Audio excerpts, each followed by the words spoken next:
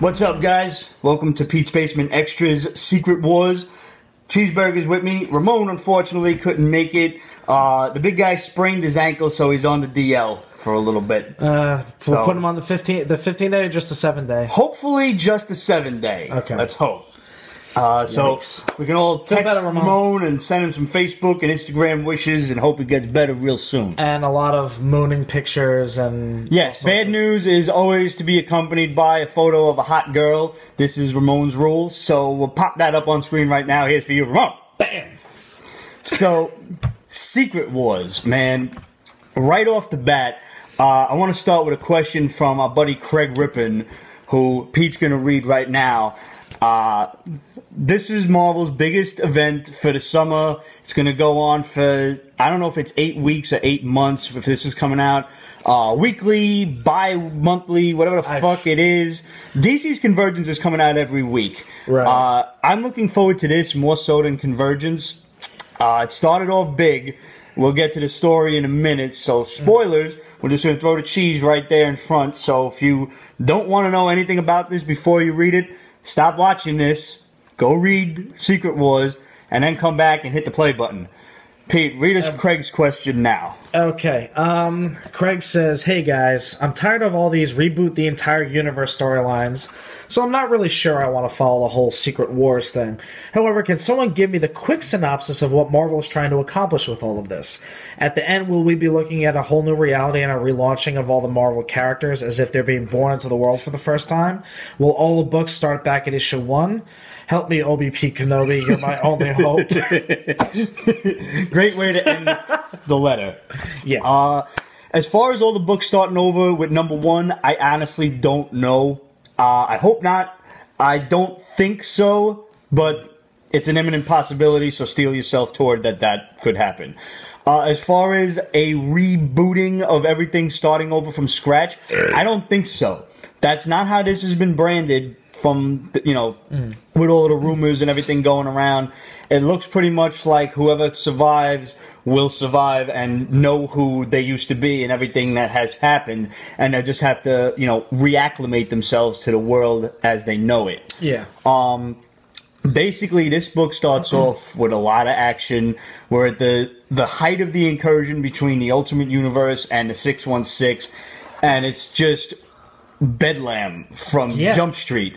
And go figure, it all takes place in our backyard in New York City. Of course it's New York City. Guaranteed. Starts off with Dr. Doom in the last few pages, redrawn from New Avengers 33, where he confronts the Beyonders, and basically they're like, who dares to stand before us? Who dares to defy us? And it was like, me, motherfuckers. Doom. Let's go. So...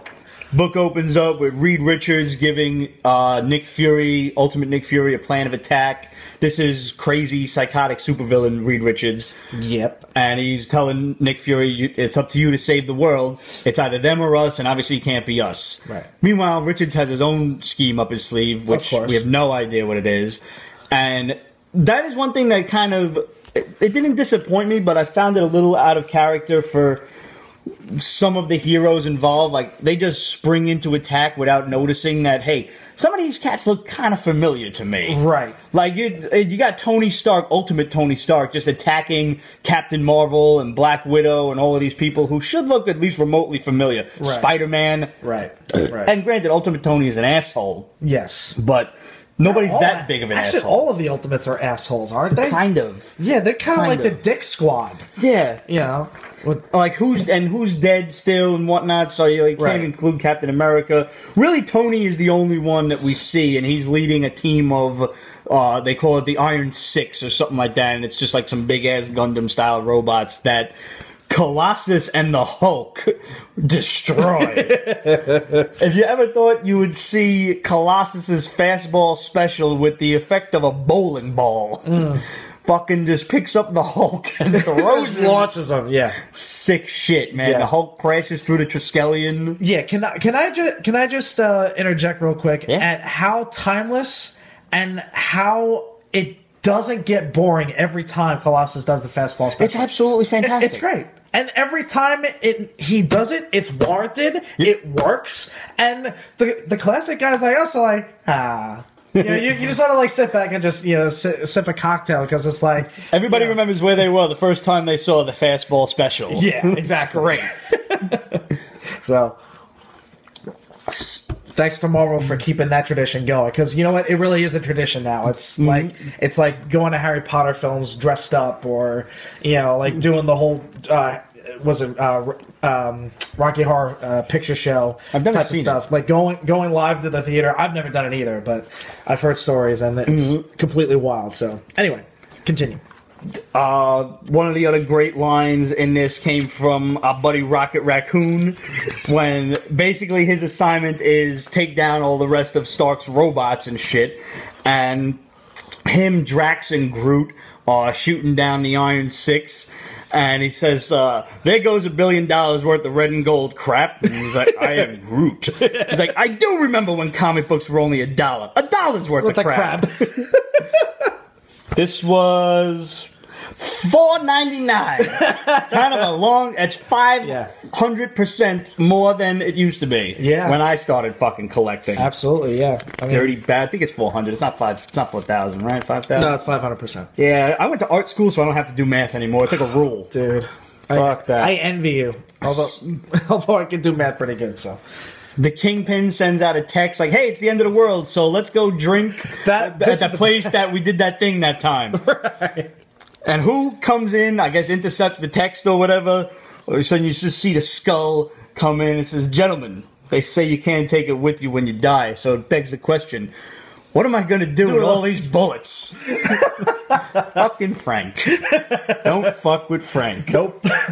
So who the hell was there? Was it Bullseye, like Jigsaw, the Kingpin? Like Norman Osborn. Right. Oz at crazyhair.com or something like that. Like, the email addresses were hilarious. There was a lot of head turners in this book. We're not going to spoil them for you all. Cyclops goes in, fucking guns blazing, riding Sentinels into the fight. Yeah, I need to get caught up on that shit. How the hell did he get his hands on Sentinels? Good luck. I have asked Ramon when he comes back. I have no fucking idea. I lost track of X-Men a while ago. And I'm kicking myself for not following it, because Cyclops is my favorite ex-mutant type. Do you notice they call him Professor Summers now? Yes. That's pretty cool. Yeah. I like that. You know what? It's about goddamn time. Yeah. Very cool. Now, the whole thing basically comes full circle by the end of the book to where you have no idea what's going to happen next. The beauty of it is this book is, by issue 8, supposed to clean up all the muddy Marvel continuity. Right. You know, all the dumb shit that nobody obviously likes. Gwen Stacy's kid with Norman Osborn comes to mind. Those two assholes that fought Spider-Man back in the 500s or whatever it was. Yep.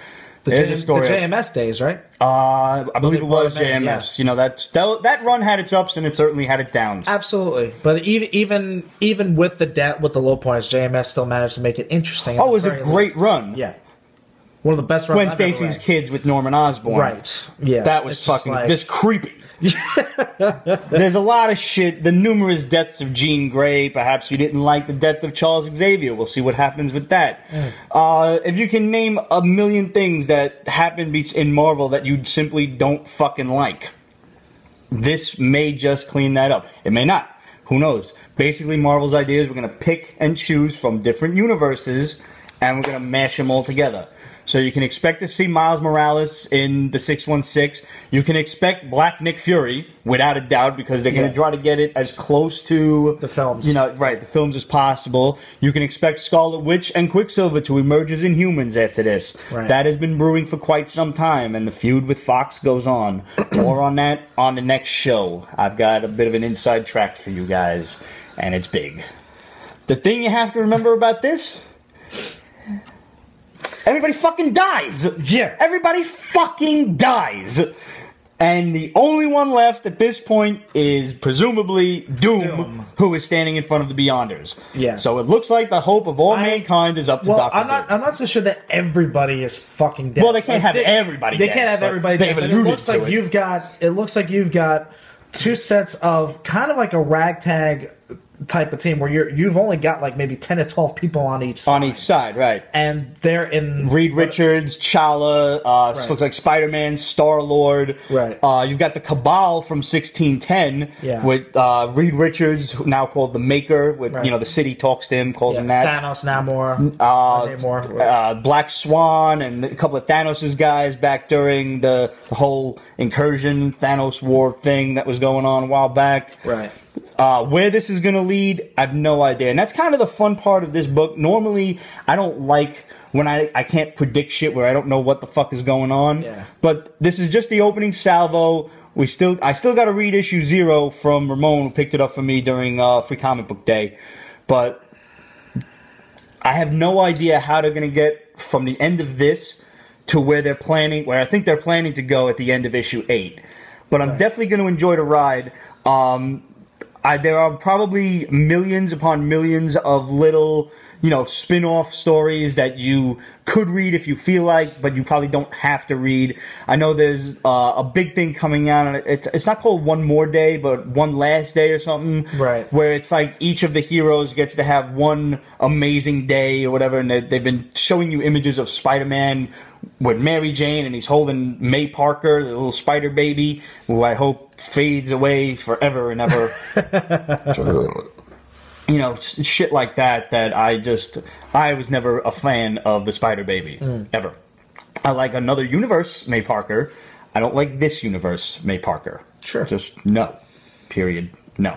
We could bring back Harry Osborn instead of, I don't know what the fuck happened to Harry at the end. Like, they brought him back and then he faded away. Yeah. I mean, I mostly focus on the Spider-Man aspect of this, and they threw Spider-Man at you hard for this issue of Secret Wars. Yeah, they did. They really did. Our boy Matt McIntyre asked us a question about that, matter of fact, as far as like all the variant covers and shit go. Right. Well, Pete's reading. I'm going to show you off a couple of these variants that I picked up. Got the Secret Wars toy variant. That thing is awesome. The Women of Marvel variant. The J. Scott Campbell Midtown Comics exclusive cover with Superior and Ultimate Spider-Man. Mm-hmm. The Ultimate Spider-Man Marvel McFarlane homage. Yep. There's awesome. A bunch of other variant covers out there as well. And there's this one. Oh, yeah, and I got to pick up the Scotty Young baby variant. Gotta do it. So, Matt McIntyre asks, not revealing covers for variant issues poses a problem when ordering from my local comic book store. I mean, I'm not buying a variant cover blind. The only thing that defeats my OCD collecting, by the way. How do you feel about solicitation of variants without showing the covers? Yes, I know they don't want to reveal upcoming stories and villains, but come on, Marvel and DC. Pisses me the fuck off, truthfully. Midtown Comics is guilty of that all the time when I want to see some variants and they just say something like, it's grayed out and it says image not available yet. Right. And that could be because they, Marvel and DC simply have not given them the covers to upload to their servers. I don't expect Midtown to be lax on something that's going to make them money, Absolutely. So, Matt, I absolutely don't order any variants that I haven't seen yet. But one place you could always look and be sure that they're going to be there is eBay. Somebody has a preview image. I'm telling you. Anytime I want to see, especially with Secret Wars, where I think there was like 10 or 12, 15 variant covers, just go on eBay and fucking look at them. Yeah. You can always find them there, and you can see which ones you like. And sometimes you can even get them cheaper. You never know. But yeah, it's a pain in the goddamn ass when it comes to all that, and especially with, all of these variant covers. It was worse with Star Wars, the new Spider-Man #1 that came out. Right. I mean, for me, obviously, like, if I don't know who is doing what for the variant covers, yeah, I'm going to want to see it beforehand. Right. But if I know that J. Scott Campbell's doing a cover, if I know that Alex Ross is doing a cover, right. If I know that, let's just say, like Jim Lee or Todd McFarlane, whoever your favorite artists are, if you know they're doing a cover, chances are you're going to get that. You're going to get it. And then, of course, there's always the random stuff that pops up where you're like, you're about to pass, you're like, holy shit, what the hell was that? Right. And it's usually Scotty Young's covers. Case in point, just real quick, Marvel started in May this whole thing. They're going to do 15 covers of New York City variants. Now, I don't pick up Ant-Man on the regular, but got a little Ant-Man on the hot dog stand. That's great. This looks like Silk coming out of Saks Fifth Avenue. Nice. Got Gwen Stacy, the best one so far, Gwen Stacy by the Manhattan Bridge. That's fucking sick. Yeah, dude, that's awesome. And Hulk chilling in Central Park. Now, here's a incognito, man. Here's a case where I don't know what these variant covers are going to look like, but I'm going to buy them. Right. because it's a New York City cover. This means a lot to me. It's a nice little collection for me to have. Yeah. And it's only 15 issues. That burp was for you, big guy. So, and they cover price. I'm not paying any extra for these, which is good. Right. So, if I have to pay extra, I'm always going to look on eBay. It's a very rare occasion where I'm just going to trust my gut, and I'm going to like these, so I'm going to get them. Guys, let us know what you thought of the first issue of Secret Wars. Where do you think it's going to go? What are your aspirations? What storylines and concepts do you hope stick around? What do you want to see go? We will review Secret Wars issue 2 as it, when it comes out. I'm not the fuck sure when it's coming out, but as soon as it does, you'll hear from us. You know that. Hit us up, questions@Pete'sBasement.com, Facebook.com/Pete'sBasement, and of course follow us on Instagram and Twitter for up-to-the-minute reviews and all sorts of interesting pictures and shit. And make sure you go check out the Pete's Basement Avengers spoiler-ridden review. We got that up in the extras, and of course the new episode came out Tuesday. So this is in place of this week's episode. Ramon couldn't be here. Roger couldn't be here to direct. So, is what it is. The boys love you, so we're going to put out a quick extra for you, talk about the most important thing this week, Secret Wars. We'll see you next time, guys. Salud. Later.